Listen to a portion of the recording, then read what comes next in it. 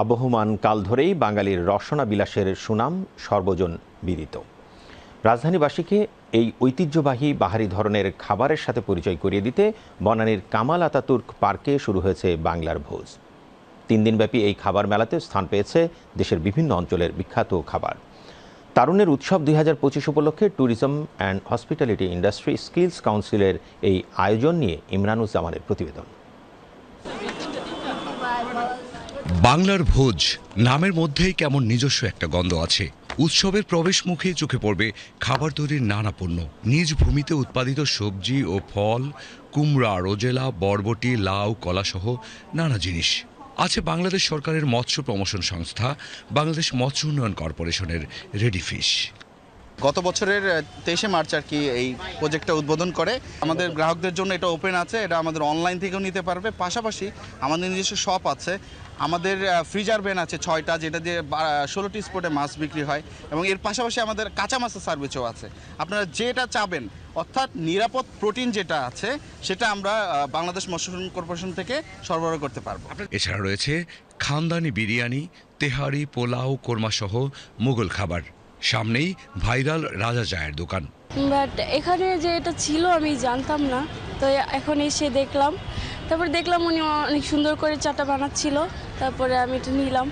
ভালো, খুব মজা লাগলো খেয়ে, আমি হ্যাপি।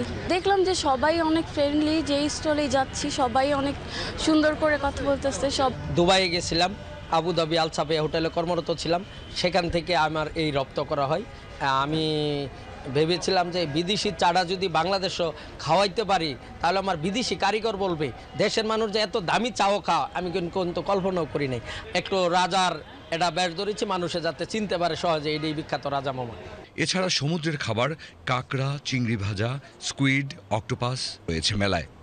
এসেছে পার্বত্য জেলার পাহাড়ের ঐতিহ্যবাহী bamboo chicken, bamboo mutton, bamboo meat ও বাম্বু ফিশ রাইস। এই মেলাটা আয়োজনের মেন উদ্দেশ্য ছিল বাংলাদেশি অথেন্টিক ফুড নিয়ে যাতে আমরা উপস্থাপনা করতে পারি। তো আমার মনে হয়েছে যে এই ফুডটা যদি আমরা এখানে নিয়ে আসতে পারি, ফুডটা যেহেতু আমাদের কালচারের একটা অংশ, so it will create impact, যে মানুষ আসলে অথেন্টিক এই খাবারগুলো যে আনছি, ওকে আমি রাঙ্গামাটি থেকে এই বাস থেকে শুরু করে সব কিছু আমরা রাঙ্গামাটি থেকে নিয়ে আসছি। কারণ এই ফুডগুলো হচ্ছে আমরা তো ছোটোবেলা থেকে খেয়ে অভ্যস্ত। আর আপনাদের যারা এই ঢাকা শহরে বা শহর অঞ্চলে যারা থাকে, সবাই তো রাঙ্গামাটি যাওয়ার সুযোগ পায় না। যার কারণে আমি চিন্তা করলাম এই খাবারটা যদি আমি ওই জায়গায় উপস্থাপন করি, তাহলে অনেকে টেস্ট করার সুযোগ পাবে, এই খাবারের সম্পর্কে ধারণা হবে। আজ রাজধানীর বনানীর মোস্তফা কামাল আতাতুর্ক পার্কে বাংলার ভোজ শীর্ষক ঐতিহ্যবাহী বাংলাদেশি খাবার উৎসবের উদ্বোধনী অনুষ্ঠানে বাংলাদেশের ঐতিহ্যবাহী খাবারের সঙ্গে সাংস্কৃতিক কর্মকাণ্ড নিয়ে এই মেলার উদ্বোধন করেন সংস্কৃতি বিষয়ক উপদেষ্টা।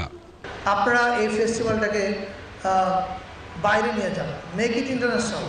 এটা নিউ ইয়র্কে করেন, এটা টরন্টোতে করেন, এটা লন্ডনে করেন, এটা সিডনিতে করেন, এটা দুবাইতে করেন। আমাদের সংস্কৃতি মন্ত্রণালয় আপনারা জানেন, এই আয়োজনটা বাইরে নিয়ে যাওয়ার ক্ষেত্রে আমরা হয়তো পুরোটা কন্ট্রিবিউট করতে পারবো না, কিন্তু আমরা আপনাদের পাশে থাকবো। আমরা চাই এটা বাইরে যাক। সংস্কৃতি বিষয়ক মন্ত্রণালয়, যুব ও ক্রীড়া মন্ত্রণালয়, বেসামরিক বিমান পরিবহন ও পর্যটন মন্ত্রণালয়, মৎস্য ও প্রাণী সম্পদ মন্ত্রণালয়, শিল্প মন্ত্রণালয়, এসএমই ফাউন্ডেশন ও বাংলাদেশ মৎস্য উন্নয়ন কর্পোরেশনের সহযোগিতায় আয়োজিত মেলায় দেশের বিভিন্ন অঞ্চলের ঐতিহ্যবাহী খাবার নিয়ে প্রায় শতাধিক উদ্যোক্তা অংশগ্রহণ করছেন।